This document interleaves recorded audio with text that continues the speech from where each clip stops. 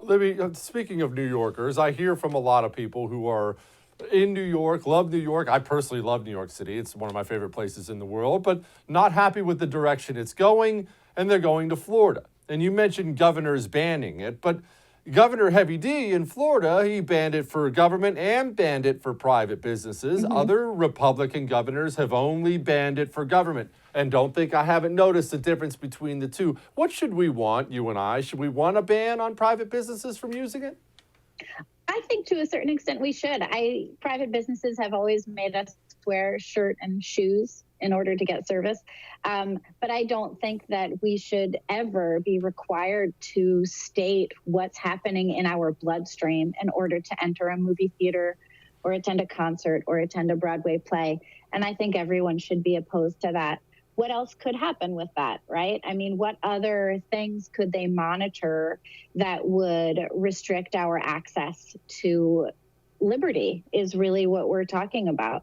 So let's say all of our medical records are available on this app. We already know through the ACA that there was a big push for more digitized medical records, which certainly is very beneficial.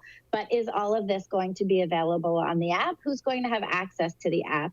We had the White House saying the other day that there would not be a federal database for vaccine credentials, that they would absolutely not approve of that. Yet they do say that they are working with businesses to help them and to facilitate their development of this. What kind of division should there be between government and corporations? I think there ought to be divisions. We've seen this also with regard to social media and the First Amendment, and people saying, well, that's social media companies, they can do as they please. That they are not beholden to the First Amendment.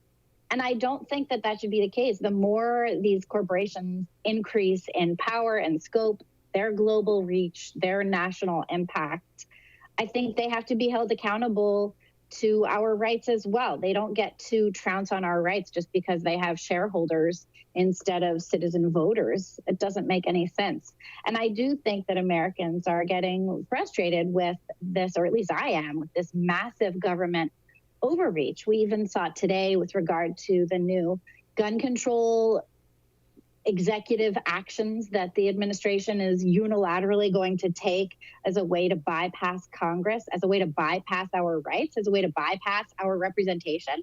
They want to just enact these things without our representatives making that determination on our behalf, which is, of course, our right. And I thought that that was sort of shocking.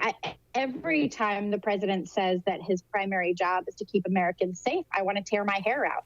That is not the primary job of government. The primary job of government is not to step on our rights, right? I can keep myself safe if I so choose. That's up to me. It's up to me to keep my family safe.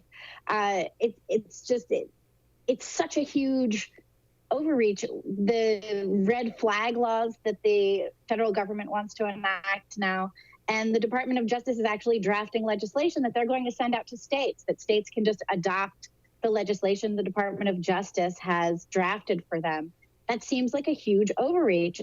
States need to be drafting their own laws. Of course, they can take guidance from wherever their constituents deem as appropriate.